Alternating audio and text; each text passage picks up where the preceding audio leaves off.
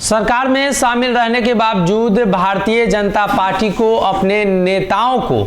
कहीं न कहीं सुरक्षा मुहैया कराया गया था और इससे स्पष्ट होता था कि नीतीश की प्रशासन पर उन्हें भरोसा नहीं था। लेकिन अब जो खबर निकलकर सामने आ रही है, भारतीय जनता पार्टी ने अपने 8 फायर ब्रांड नेताओं के सरकारी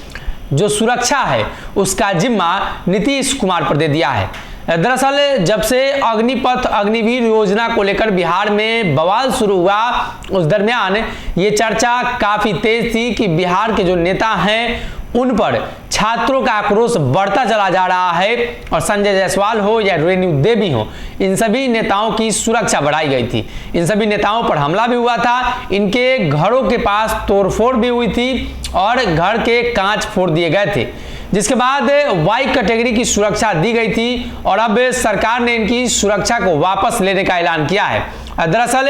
बिहार में 8 वो भारतीय जनता पार्टी के नेता हैं जिनकी सुरक्षा वापस ले ली गई है। विस्तार से बताते हैं वो कौन कौन से नेता हैं। दरअसल बिहार के जो उप मुख्यमंत्री थे रेणु देवी, वहीं संजय जायसवाल, तारकिशोर प्रसाद सहित जो 8 नेता थे भारतीय जनता पार्टी पर, वो लगातार छात्रों के निशाने पर थे। जिसके बाद 18 जून को केंद्र सरकार ने अचानक से भाजपा के 8 नेताओं को वाई कैटेगरी की सुरक्षा दी और उसके बाद खबर यह आई कि 10 नेताओं को दिया गया है, 2 और बढ़ाया गया। इसके बाद नीतीश सरकार में शामिल होने के बाद भी भाजपा नेताओं का पुलिस पर भरोसा नहीं है, ये खबरें आने लगी और इस पर जोरदार बहस भी हुई।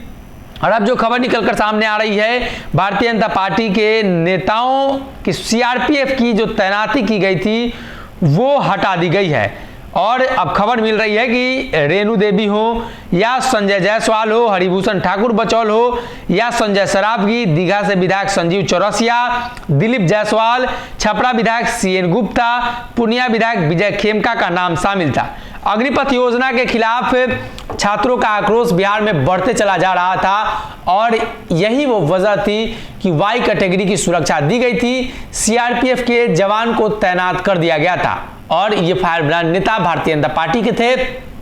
जो लगातार भारतीय जनता पार्टी के एजेंडे को नीतीश की सरकार से ऊपर रख रहे थे। अब ऐसे में भारतीय जनता पार्टी ने अपने इन नेताओं की सुरक्षा वापस ले ली है और इन नेताओं की सुरक्षा का जिम्मा बिहार के मुख्यमंत्री नीतीश कुमार पर दे दिया गया है। तो देखने वाली बात यह होगी कि जब सरकार में शामिल थे तब नीतीश की प्रशासन पर इन्हें भरोसा नहीं था, वहीं अब जैसे ही सरकार से बाहर गए नीतीश कुमार की सरकार पर भरोसा आ गया है,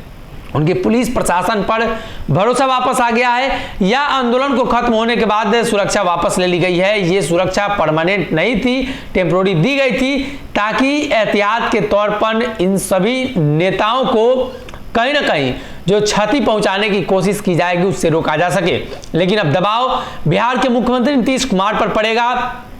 इसलिए कि इन नेताओं के साथ अगर कुछ भी अप्रिय घटना होती है तो बिहार सरकार की बदनामी होगी। ऐसे में मुख्यमंत्री नीतीश के जिम्मे भाजपा ने अपने इन 10 नेताओं को छोड़ दिया है, जिससे स्पष्ट हो रहा है कि भाजपा कहीं ना कहीं नीतीश कुमार को एक बार फिर से बैकफुट पर लाने की कोशिश करेगी और इन 8 नेताओं को अगर नीतीश कुमार सुरक्षा मुहैया नहीं कराते हैं तो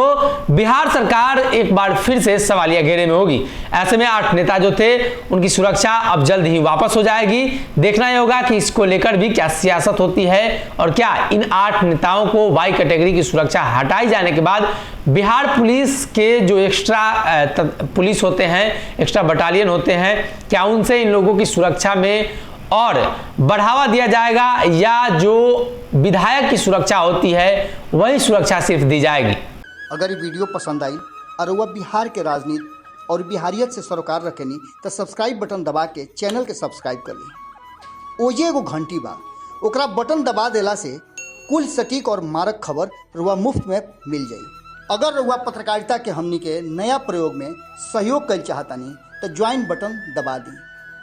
पेटीएम नंबर नोट कर ली 9386816700। धन्यवाद।